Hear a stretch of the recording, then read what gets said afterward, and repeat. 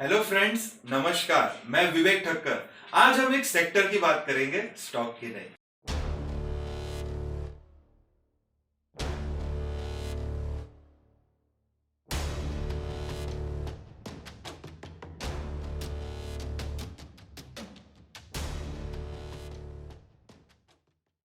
That sector is Reliance. Yes, मैं रिलायंस को एक सेक्टर मानता हूं। जैसे कि आप सब जानते हैं, रिलायंस के वर्सटाइल बिजनेसेस है, तो इसे स्टॉक नहीं सेक्टर मानते हैं। और चलते हैं चार्ट की स्क्रीन पर। ओके। तो हम आ गए रिलायंस के चार्ट पे। ये है डेली टाइम फ्रेम का चार्ट।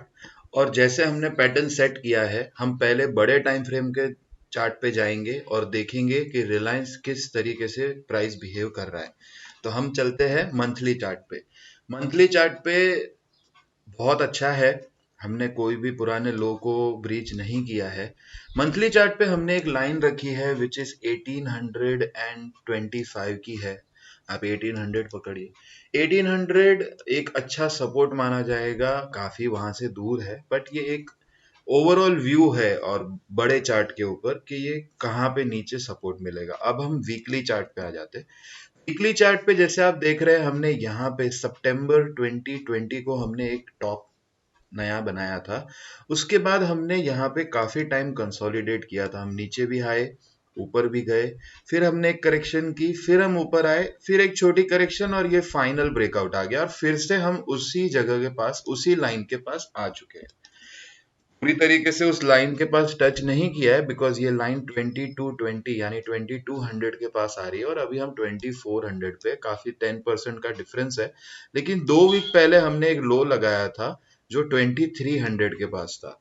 तो मैं मानता हूं कि ये एक अच्छा सपोर्ट है। अगर हम रिलायंस में बुलिश है और हमें अगर रिलायंस में हमारा लॉन्ग टर्म के लिए, लॉन्ग टर्म मीन्स 3 मंथ से 6 मंथ्स के लिए या 1 ईयर के लिए अगर आप रिलायंस में बुलिश है, तो ये आपका एक स्टॉप लॉस होना चाहिए 2200 के आसपास, जो हमें डेली क्लोजिंग पे, 1-2 दिन की क्लोजिंग आ गई तो हम इसे स्टॉप लॉस ट्रिगर मानेंगे। ये बुल मार्केट का स्टॉप लॉस भी आप पकड़ सकते हैं। तो अभी हम डेली चार्ट पे आ जाते हैं। डेली चार्ट पे जैसे कि हम देख रहे हैं कि हमने एक बार यहाँ पे टॉप बनाया, उसके बाद करेक्शन किया, फिर वापस एक बार उसी टॉप को रीटेस्ट किया और करेक्शन करके हमने ब्रेकआउट दे दिया। अब ब्रेकआउट देने के पहले हमने यहाँ पे एक हॉल्ट किया था। रिलायंस की नॉर्मली अगर आप चार्ट देखेंगे ना, तो इस चार्ट की एक आदत है, ये काफी टाइम के लिए खड़ा हो जाता है, 15 दिन 20 दिन, एक साइडवेज कंसोलिडेशन में आ जाता है, फिर ये ब्रेकआउट या ब्रेक डाउन देता है। जैसे अगर आप यहाँ देखेंगे, हमने टॉप जब सितंबर में बनाया था, उसके बाद हम काफी टाइम यहाँ पे खड़े थे, फिर थोड़ा सा करेक्शन स्टार्ट हो गया, उसके बाद हमने यहाँ पे काफी टाइम स्पेंड किया, फिर एक थोड़ा एक अपमूड आया और फिर फाइनली हमने यहाँ पे इस टॉप के पास भी सेम किया। हमने यहाँ पे कंसोलिडेट किया, करेक्शन किया, ऊपर चले गए और सेम पुराना जो हमारा टॉप था, उसी टॉप के पास हमने फिर से वेट किया, एक हॉल्ट लिया और फिर एक ये नई चाल शुरू की। अब ये अगर हम कहे तो इसे हम एक सपोर्ट की तरह मान सकते हैं विच इज अराउंड 2365।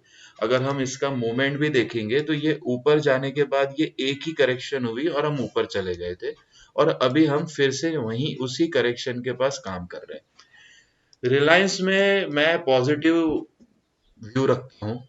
मुझे रिलायंस पसंद है बिकॉज जब तक रिलायंस इस लाइन के नीचे नहीं आता है, ये जो है 2200, तब तक हमें रिलायंस में बुलिश रहना चाहिए। और अभी मैं जब ये रिकॉर्डिंग कर रहा हूँ in the morning, Monday morning, तो मैं SGX निफ्टी देख रहा हूँ विच इज शोइंग 100+। ये गैप अप करने की कोशिश कर रहा है मार्केट। अगर हम गैप अप करते हैं तो हमारे लिए क्या अपॉर्चुनिटीज ओपन हो रही है। और गैप अप अगर निफ्टी होती है, तो कल मैंने एक वीडियो अपलोड किया है, my first video view on Nifty, आप वो भी चेक कर सकते हैं। उसमें मैंने क्लियर बताया था लेवल जो 17,650 के अराउंड है और अभी SGX निफ्टी वहीं पे दिखा रही है। तो अगर ये एनालिसिस सही होती है तो you will get a perfect stop loss and I think हमारा जो टारगेट है, जो 18,000 अबाव है, वो टारगेट के लिए भी हम इस वीक में जा सकते हैं।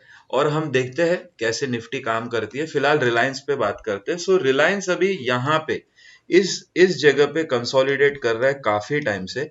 इसके हम छोटे टाइम फ्रेम में आ जाते हैं 1 आवर के चार्ट पे, तो हमें और पिक्चर क्लियर हो जाएगी। अब हम ये 1 आवर के चार्ट पे है, ये वो सही सेम लाइन है जो हमने डेली टाइम फ्रेम पे यूज की है, और इसकी एक रेजिस्टेंस की लाइन ऊपर से आ रही है। ये हमने टॉप किया था, उसके बाद हमने यहाँ पे एक टॉप किया है, और उसके बाद हमने यहाँ पे बॉटम क्रिएट किया है, जो फिलहाल के लिए एक टेम्पररी बॉटम है। तो हम एक काम करते हैं, हम सबसे पहले देखते हैं कि रिलायंस का प्राइस बिहेवियर क्या बता रहा है। अगर प्राइस बिहेवियर की बात करूं तो हम यहाँ पे आए हैं, उसके बाद हमने यहाँ पे एक बार, दो बार और तीन बार, हमने तीन बार इस लेवल को टेस्ट किया है, और हम न्यू लो करके, न्यू लो तो नहीं लेकिन इस सारे लोस को ब्रीच करके हम फिर से वहीं पे आ गए और वहीं पे काम कर रहे हैं एज ऑन फ्राइडेज क्लोजिंग। अब हम एक काम करेंगे, हम यहाँ पे एक लाइन लगा देंगे जो हमें काफी हेल्प करेगी हमें ब्रेकआउट वेरीफाई करने के लिए। ये लाइन 2500 के पास आ रही है, आप 5-10 रुपए आगे पीछे पकड़िए। 2550 के ऊपर रिलायंस एक बाय हो जाएगा, और आपके लिए जो स्टॉप लॉस है वो यहीं पे आएगा, जो हमारी इस रेजिस्टेंस की लाइन को अभी हम ब्रीच करके जिस तरीके से क्लोजिंग दी है। तो हमारा स्टॉप लॉस आएगा 245060 समवेयर अराउंड, और 2510 के ऊपर रिलायंस बाय होता है। अब इसमें बाउंस कितना आएगा? See I would say bounce, because अभी तक कंफर्मेशन नहीं है, that is advance stage chart reading का। लेकिन मैं फिलहाल अभी आप इसको बाउंस ही कंसिडर करते हैं और देखते हैं कहां तक आएगा। अभी हम 38% की करेक्शन के बाउंस के पास है, और यहां से अगर मैं एक्सपेक्ट करूं तो मैं फर्स्ट टारगेट, अगर मैं 2510 पे अगर मैं बाय करूं तो मैं फर्स्ट टारगेट इसका 2550-80 के आसपास या 2600 के आसपास मैं पकड़ के चलूंगा। बिकॉज ये जो हमारा सेकंड टॉप है, यहाँ पे हमें थोड़ा सा वेट करना होगा। अब वो वेट 4 दिन होता है, 5 दिन होता है, या सिर्फ 2 दिन का होता है, ये तो मार्केट के किस स्पीड में इसे ऊपर जाना है उस पर डिपेंड करेगा। लेकिन ये क्लियर व्यू है कि मैं 2510 के ऊपर मैं बाइंग करने के लिए सोचूंगा।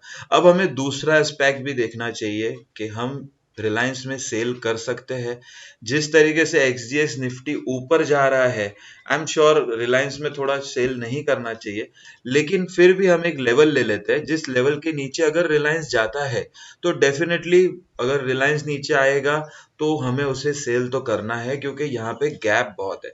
मैं आपको डेली टाइम फ्रेम पे दिखाता हूँ।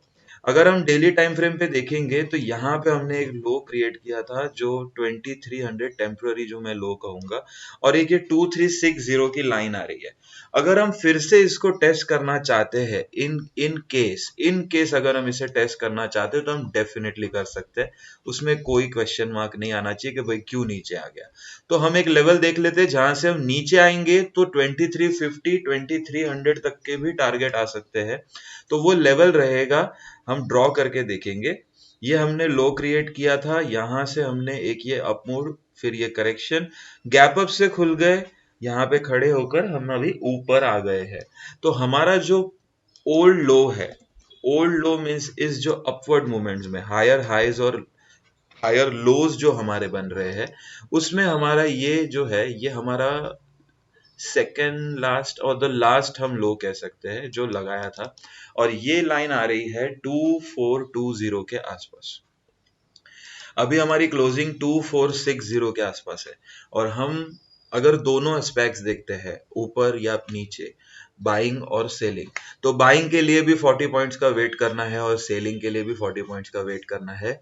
बट आई वुड प्रिफर इस चार्ट को देखने के बाद on the daily time frame, जैसे हम एक छोटा सा यहाँ पे देखते हैं कि हमने यहाँ पे थर्सडे को भी ग्रीन कैंडल बनाई थी और वहीं पे थे, फ्राइडे को भी हमने यहीं पे होल्ड किया, और इसी ऊपर के आने वाली ट्रेंड लाइन को हमने 2 बार टेस्ट किया है।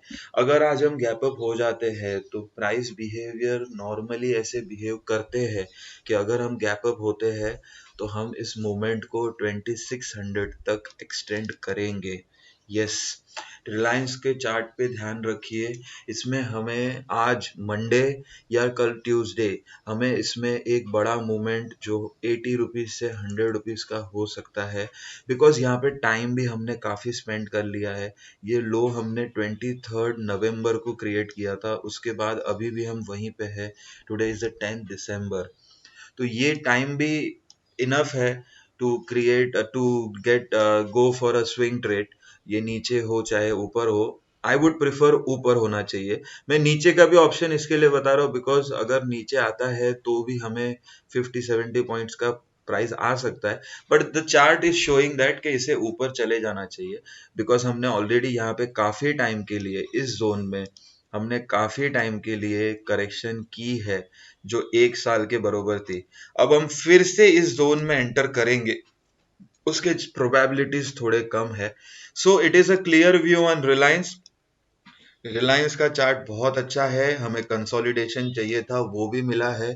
चार्ट में कंसोलिडेशन होना it is good if it is not going below certain levels और if it is not crossing any certain levels, तब तक कंसोलिडेशन होना अच्छा है।